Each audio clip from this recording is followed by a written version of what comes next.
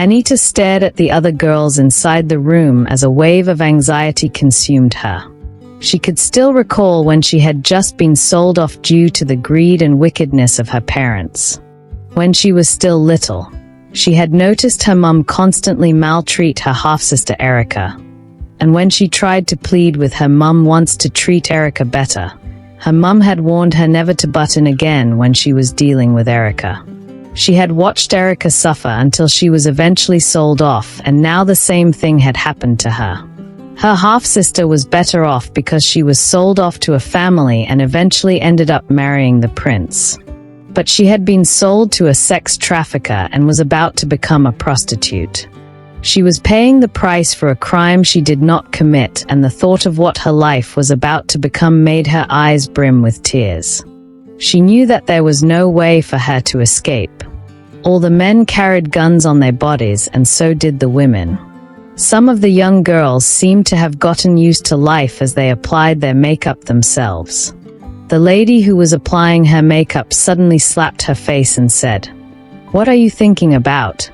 I said, "Smile, so I can apply this blush to your face." Anita forced a smile on her face. She had been forced to wear a very skimpy gown, and now her makeup was being applied by one of the criminals. "Take it easy on her," one of the men said to the woman. "She is the new girl and is still fresh. Boss says she is still a virgin and would fetch him a lot of money tonight, so take extra care of her. We don't want to disappoint our clients." The lady smiled at the man and said, "I guess I would have to teach her a few moves then.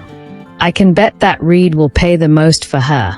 He's crazy about virgins." The criminal smiled back and replied, "You may be right, but don't forget about Keela. He's also crazy about girls like her, and he is pretty loaded. In the end, it will come down to who is willing to pay the most to spend the night with her. Do you want to bet?" Another criminal who had been newly employed stood by the side with his gun and watched the interaction between the lady and the man. He didn't have the right to butt into their conversation because they were his seniors in the business, so he just kept silent and stared at them. Anita noticed that other than her, there were 22 girls. Some had very sad and miserable expressions on their faces, while the others just went along with what they were told. Anita wondered if they were also sold off like she was, or if they had been kidnapped and forced into the business.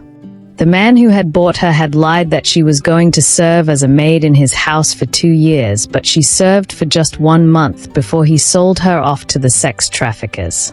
From the conversation between the armed lady and the man in the room, she could tell that the rich men were going to bid for her, and the one with the most money would take her away for the night. This was no way to live, and she had to come up with a solution. She decided that when one of the men took her away for the night, she would do whatever she could to escape from him.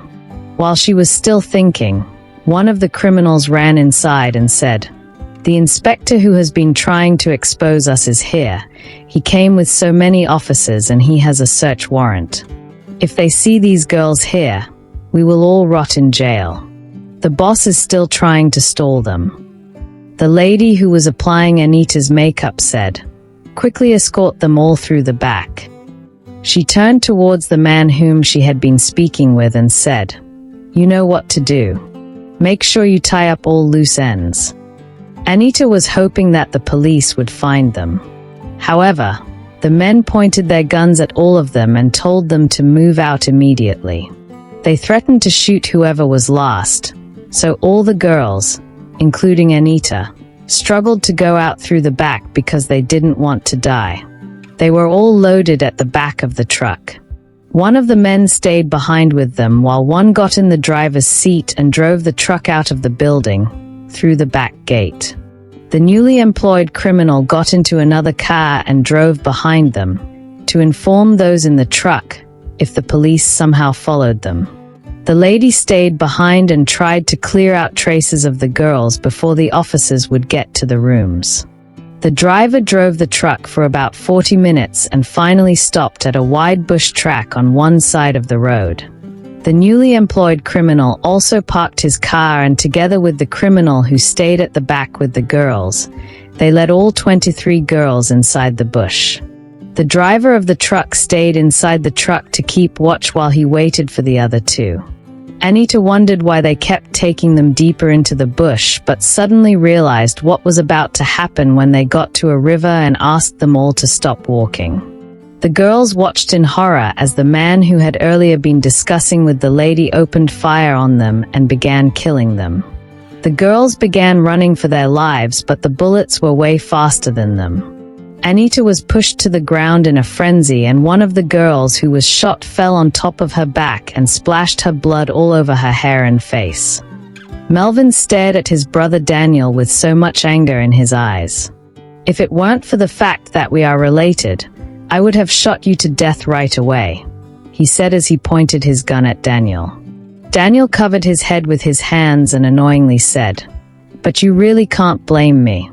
If you had given me the money I asked for, I wouldn't have had to pawn off the necklace."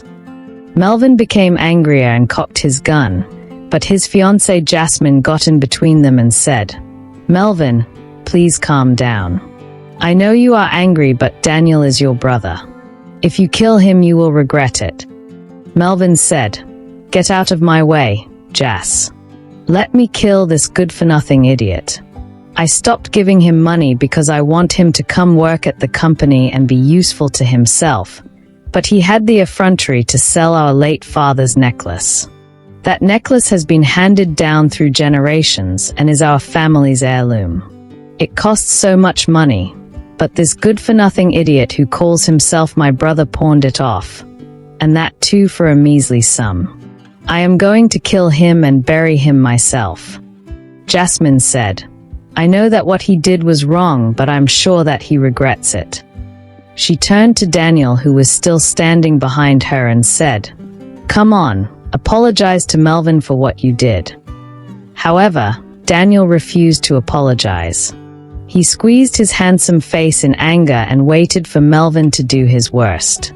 He hated Melvin so much and wanted nothing more than to take everything from him and leave him with nothing. But Melvin was good at handling their late father's business. He knew that it would be difficult to snatch everything from Melvin, but he was going to do it, no matter how long it took. How could Melvin cut off his allowance and ask him to come work under him in the company? Melvin had no right to dictate for him, and it was his father's money. He had every right to spend as much as he wanted from it. Melvin's phone rang while he was still pointing his gun at Daniel, and when he answered the call, the person on the other side of the phone said, "Melvin, I have located the necklace. It will be auctioned at the black market tomorrow by 8. You can definitely buy it back." Melvin calmed down a little. When he got off the phone, he stared at Daniel angrily. "This is the last time I will tolerate this behavior from you." After speaking, he turned around and walked into his study before shutting the door. Jasmine stared at Daniel for a long time and said, "That was really close. Be careful next time and stop upsetting your brother." She decided to go into Melvin's study to placate him, but he was still upset and refused to open the door for her. Anita lay still on the floor and pretended to also be dead. She heard when the man who had shot at them counted all of them and said, "They are complete. Dispose of all the bodies into the river and meet us at the truck." As she heard him walk away, Anita realized that only one of the men was left behind and thought about making a run for it. She heard him throw the bodies into the river one after the other. When he took a dead body close to her, she slowly peeked at him and noticed that his back was turned to her. She pushed the dead girl off her back, got up, and began to run deeper into the bush. However, the newly employed criminal noticed what had happened and immediately ran after her. Anita ran with all the strength and speed she could muster, but the criminal was faster than her. He quickly caught up to her, grabbed her by the hair, and flung her to the ground. Anita quickly got on her knees just as he pointed his gun at her. She cried, "Please, don't kill me, I beg you. I will do anything you ask, I promise, but please spare my life." The newly employed criminal stared at her and asked, "You're the new girl, the one who is still a virgin, am I right?" Anita nodded her head.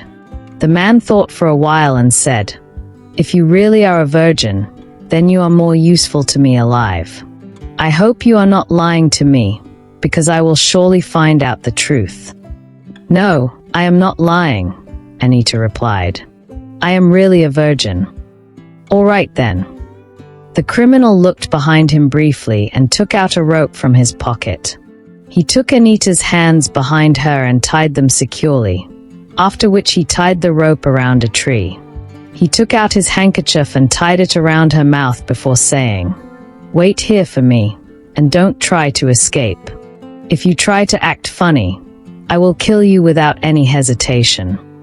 The moment the criminal left, Anita tried to free her hands from the rope. She couldn't trust that criminal and didn't know if he was still going to force her to become a prostitute.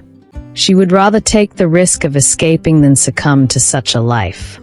But no matter how hard she tried, Anita could not free herself. If her hands were tied in front, she would have surely used her teeth.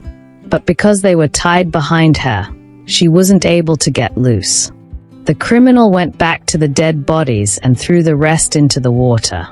Just as he was about to throw the last body, the man who had killed the girls came back and said, "You are even slower than an old woman.